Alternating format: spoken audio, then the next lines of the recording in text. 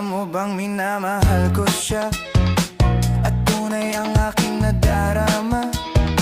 Kahit ako'y nagmumukhang tanga, ay ayos lang basta kasama siya. Kahit sabihin pa ng iba, nababaliw na akong talaga.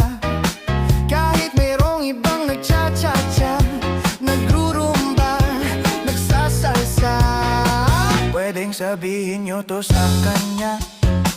Ang puso ko'y nahihirapan na.